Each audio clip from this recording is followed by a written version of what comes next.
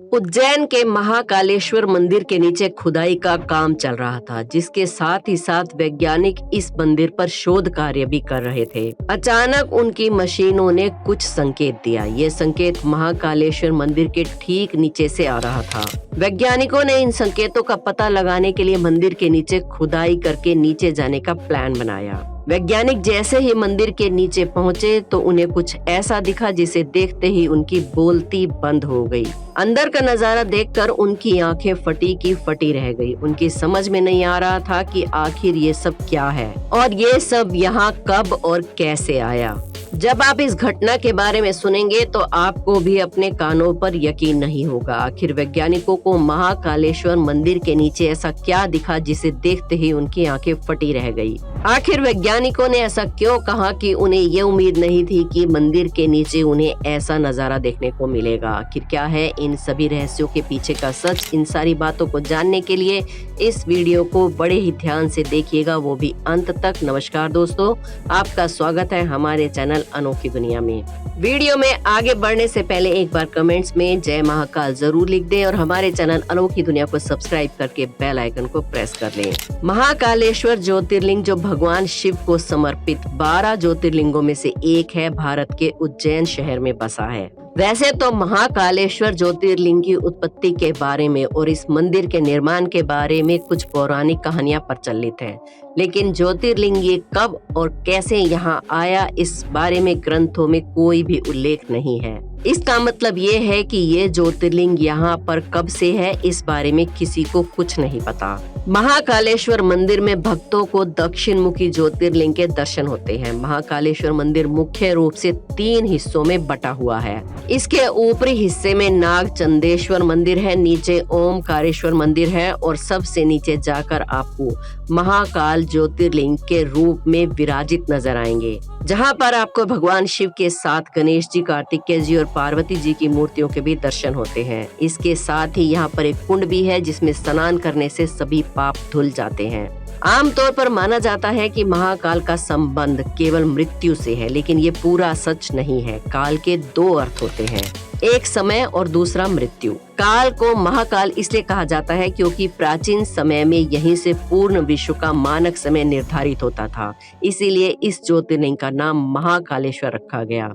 दूसरा कारण भी काल से ही जुड़ा है। दरअसल महाकाल का शिवलिंग तब प्रकट हुआ जब महादेव को एक राक्षस दूषण का अंत करना था। भगवान शिव उस राक्षस का काल बनकर आए, जिसके बाद अवंती नगरी, जिसे उज्जैन के नाम से जाना जाता है, वहां के वासियों के आग्रह पर महाकाल वहीं पर स्थापित हो गए।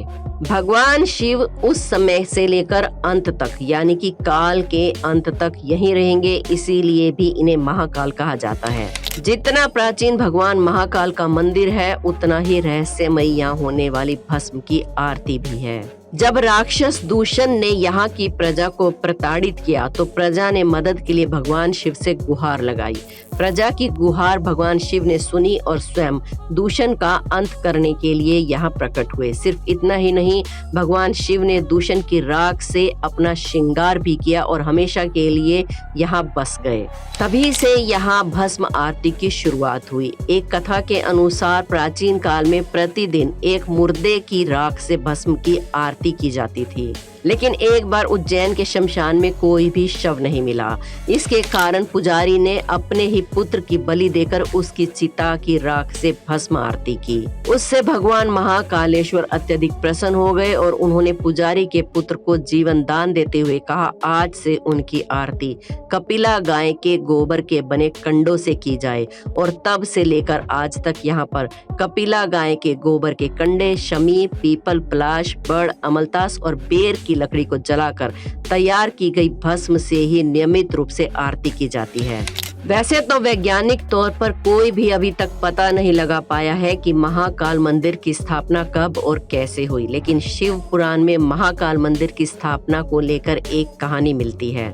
इस कथा के अनुसार अवंती नगरी, जिसे आज के समय में उज्जैन कहा जाता है, वहां पर एक वेद प्रिय नाम के ब्राह्मण रहते थे। वो ब्राह्मण प्रतिदिन यज्ञ करके भगवान शिव की पूजा किया करते थे। उन ब्राह्मण के 4 बेटे थे। एक दिन अवंतिका नगरी पर एक दुष्ट राक्षस ने हमला कर दिया।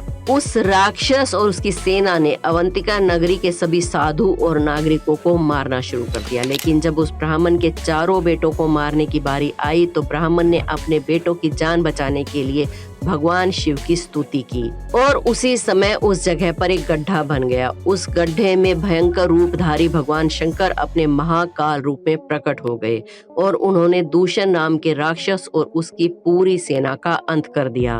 उसके बाद उस ब्राह्मण ने और उसके 4 बेटों ने भगवान शिव से उसी रूप में वहां पर विराजमान होने के लिए प्रार्थना की। इस पर खुश होकर भगवान शिव वहां पर लिंग के रूप में विराजमान हो गए और उसी लिंग को आज महाकालेश्वर ज्योतिर्लिंग कहा जाता है। वैसे तो भगवान शिव के मंदिर में कुछ न कुछ चमत्कार होते ही रहते हैं, लेकिन इस बार जो मंदिर में चमत्कार हुए उसका रहस्य अभी तक दुनिया नहीं जान पाई है और वैज्ञानिक भी हैरान है। कुछ सालों पहले महाकालेश्वर मंदिर के विस्तार का काम चल रहा था। मंदिर के आसपास की जगहों पर खुदाई का काम चल रहा था। खुदाई करते करते लोगों को कुछ अजीब सी चीज नजर आई। खुदाई का काम रोक दिया गया और वैज्ञानिकों को इस बात की सूचना दी गई। वैज्ञानिक आए और फिर अपनी मशीनों से इस मंदिर के आसपास की जगह को अच्छी तरह से जांचना शुरू किया। अचानक उनकी मशीनों ने कुछ संकेत देने शुरू कर दिए। ये संकेत इस मंदिर के ठीक नीचे से आ रहे थे। वैज्ञानिकों ने इस मंदिर के नीचे खुदाई का प्लान बनाया। खुदाई शुरू हो गई और वैज्ञानिक पहुंच गए इस मंदिर के नीचे। मंदिर के नीचे पहुंचते ही उनको कुछ ऐसे नजारे देखने को मिले जिनसे उनकी आंखें फटी रह गई। उनके सामने प्राचीन काल की मूर्ति और मानव कंकाल पड़े थे।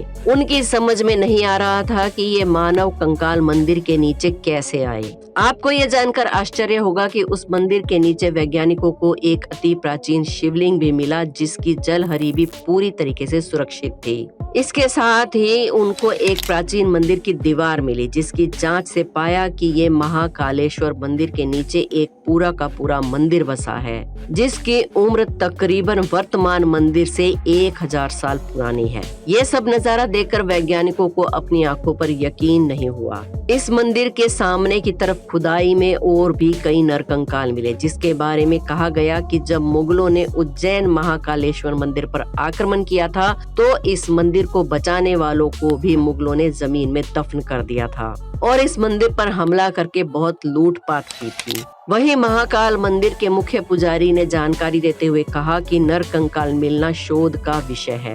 पुजारी जी का कहना था कि ये भी संभव हो सकता है कि ये उन साधु संतों की समाधि रही होगी क्योंकि मंदिर के अग्रभाग में कई साधु संतों ने समाधि ली थी। आज भी खुदाई और शोध महाकालेश्वर मंदिर परिसर में जारी है क्योंकि वैज्ञानिकों को जो कुछ भी वहां मिला है उन्हें उससे भी कई गुना ज्यादा मिलने की उम्मीद है।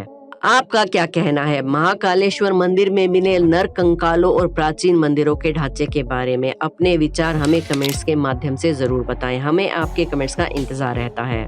वीडियो को लाइक करके हमारे चैनल अनोखी दुनिया को सब्सक्राइब करना ना भूलें। कमेंट्स में जय महाकाल जरूर लिखें। एक और नई वीडियो में मुलाकात होगी। हर हर महादेव।